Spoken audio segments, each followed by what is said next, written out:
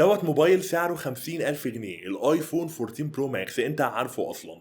ودوت موبايل تاني بأقل من نص السعر في فئة 20,000 جنيه. ولو جيت وريتك صور بكاميرا دوت وبكاميرا دوت هتتصدم لما تعرف كل صورة متاخدة بأنهي موبايل. وعلشان ما يبقاش كليك بيت، انا مش بضحك عليك، انا مش جاي اقول لك ان الموبايل دوت احسن من الايفون 14 برو ماكس، مش جاي اقول لك ان لا خلاص ما تشتريش الايفون، بس جاي اقول لك ان الفئة ديت بقت قوية قد ايه وقريبة قد ايه من بعض. يعني انت مش محتاج تدفع الفلوس دي كلها علشان تاخد موبايل كويس. هو الايفون احسن، دي حقيقة، واللي يقول لك غير كده هيبقى بيشتغلك شوية، علشان فرق السعر ما بينهم الضعف، اكتر من الضعف كمان. بس الفرق في التجربة ما بينهم هو مش الضعف خالص، هو فرق صغير جدا. من غير مقدمات اطول من كده، دوت الشاومي 13 تي. ولا شاومي ما تعرفش اصلا ان انا بعمل فيديو المقارنة دوت مع الايفون، علشان كده هقول لك العيوب والحاجات اللي انا حسيت بيها مختلف فيها عن الايفون. فحطيت خطي في الشاومي 13 تي وابتديت اقارن ما بين الكاميرات بتاعتهم وما بين التجربه عموما في يومي. الشبكه عامله ايه، المكالمات عامله ازاي، التجربه بتاعه الاداء، الفايبريشن، الحاجات دي كلها. تصميم ال 13 تي لما ببص عليه خلاني بصراحه استعمله دايما من غير كفر، مش علشان مجرد التصميم حلو بس، ولكن علشان الخامات. هنبتدي بقى نسمع اصوات وانا بتكلم كده علشان حاطط خط نعمل الموبايل سايلنت. مش لمجرد ان التصميم عاجبني بس، ولكن الفكره ان الخامات كمان لما بتبقى مش ازاز.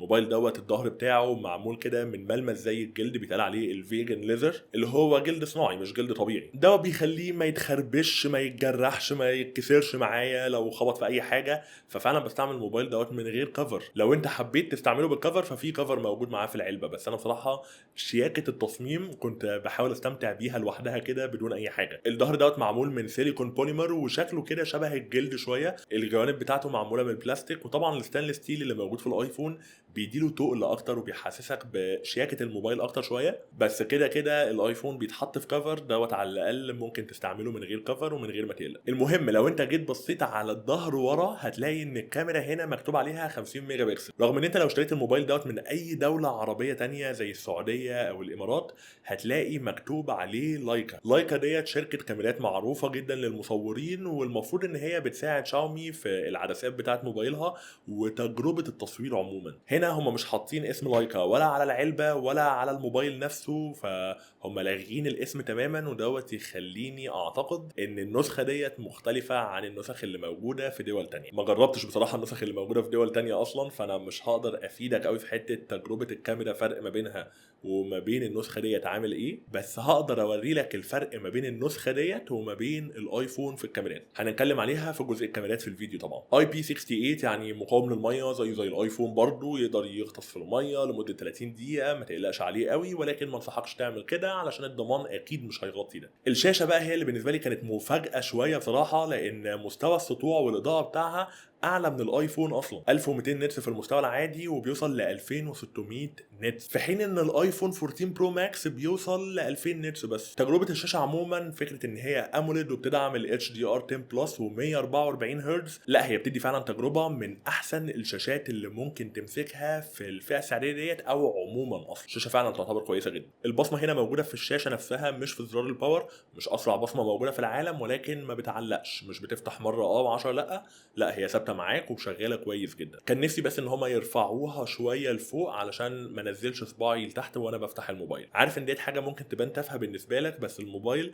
فيه كام حاجه تافهه كده عايز اعلق لك عليها. عارف لما بتيجي تحول الموبايل بتاعك لسايلنت، او لما بيتبعت لك نوتيفيكيشن معينه بيبقى فيه فايبريشن كده للموبايل، بيتقال عليه هابتك فيدباك، حاجه كده زي ما تكون خبطه صغيره في ايدك وانت ماسك الموبايل بتستعمله.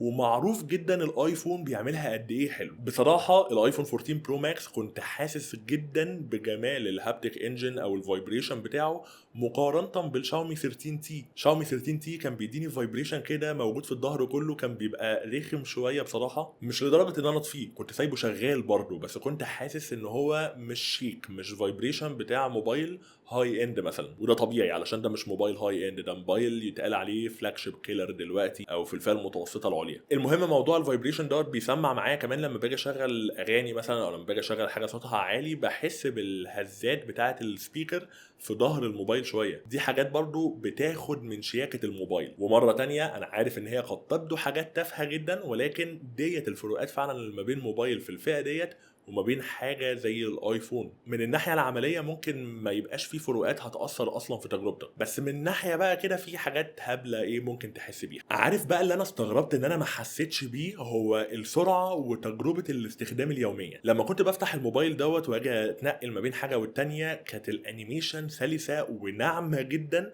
بشكل ناس كتيره بتبقى فاكره ان الايفون بس هو اللي بيعمله. وشاومي على فكره معروفه ان السوفت وير بتاعها مش اقوى حاجه. المي يو اي 14 اصلا المفروض اخر نسخه من السوفت وير دوت، وبعد كده هينزلوا بتحديث اسمه هايبر او اس، سوفت وير جديد تماما علشان يحسنوا فيه. ولكن مع ذلك انا فعلا ما كنتش حاسس بالفرق الرهيب ما بينه وما بين الاي او اس او الايفون. انا ما كنتش حاسس بفرق اصلا، لا فرق رهيب ولا فرق صغير. هو فعلا كان بيديني سلاسه ونعومه في الاستعمال وفي الانيميشن بشكل كبير قوي. المعالج اللي موجود هنا هو الميديا تك 8200 الترا مع 8 جيجا رام وذاكره داخليه 256 جيجا بايت. الاداء السلس اللي هو كان بيعمله معايا في التجربه اليوميه او في الاستعمال اليومي برضو كان مكمل معايا في الالعاب. لو انت جربت تلعب العاب سواء خفيفه او تقيله على الموبايل دوت هتلاقيه بيدوس معاك كويس قوي. لما جيت بقى اجرب الكاميرات بتاعه الموبايلات ديت فانا فعلا اتصدمت في بعض الصور. في كام صوره كده لما تيجي تعمل زوم هتلاقي الشاومي 13 تي بيديلك تفاصيل رهيبه، هتلاقيه فعلا بيطلع الوان قريبه جدا للواقع، هتلاقيه بيطلع تفاصيل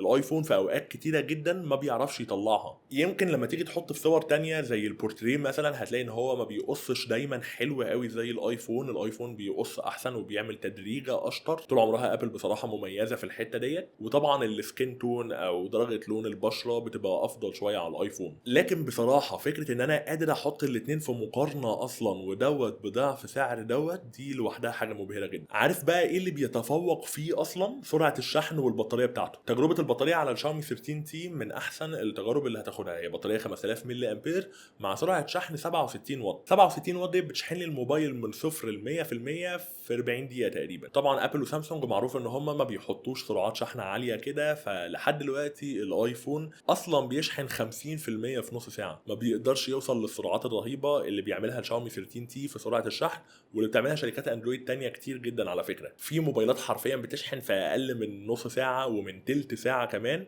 من 0 لحد 100%. طيب يا احمد، ده معناه ان احنا ننزل دلوقتي طبعا نشتري الشاومي 13 تي، واللي بيشتري ايفون دوت حد اهبل بيضحك عليه ومفروض ما يعملش كده تاني في حياته. يا اما كده يا اما انت بقى قابض من شاومي علشان تطلع تقول لنا الكلمتين دول وتبيع لنا ال 13 تي. انا ما قلتش كده، انا ما قلتش ان شاومي 13 تي احسن من الايفون 14 برو ماكس. ساعتها فعلا هبقى بضحك عليه. انما انا جاي اقول لك ان الفروقات ما بينهم مش بتاعه ضعف السعر، وده طبيعي. في كيرف كده لما تيجي ترسمه او لما تيجي تبص عليه هتلاقي ان انت كل لما بتزود الفلوس هتاخد موبايل احسن لحد تمن معين. بعد التمن المعين دوت هتلاقي ان انت مهما زودت في الفلوس تاخد فروقات هبله قوي. ممكن الفروقات دي تكون مهمه بالنسبه لك، يعني انا واثق ان الايفون هيجيله تحديثات اكتر من اللي هتوصل للشاومي 13 تي. عارف برضو ان انت وقت ما تيجي تبيع الايفون بعد سنين هتلاقي ان ماسك سعره اكتر شويتين من الشاومي 13 تي. بس بصراحه فكره ان انا عندي موبايل في فئه الفلاج شيب كيلر بيقدم اداء زي كده وبيقدم كاميرات بالقوه ديت وتجربه عموما بصراحه انا راضي عنها جدا، تخليك تفكر هل انت اصلا محتاج تشتري فعلا موبايل ب50,000 جنيه ولا موبايل ب20,000 او للدقه 23,000 جنيه في السوق المصري مع السماعات الهديه بتاعته. هيكون اكتر من كافي كمان بالنسبه لك. هستنى اسمع رايكم انتم في الموضوع دوت في الكومنتات. ايه الفروقات ما بين موبايل فلاج شيب كيلر وما بين موبايل هاي اند اللي تخلي الواحد ممكن يفكر يشتري موبايل هاي اند؟ موبايل زي 13 تي طبعا في ترشيحاتي جدا دلوقتي، انا شايف ان هو بالنسبه لمستخدمين كتير جدا هيكون فعلا ممتاز. وبس كده، ما تنساش طبعا تدوس على زر لايك، تعمل سبسكرايب للقناه، وكالمعتاد كان معاكم احمد كمال. استنوني في الفيديو الجاي.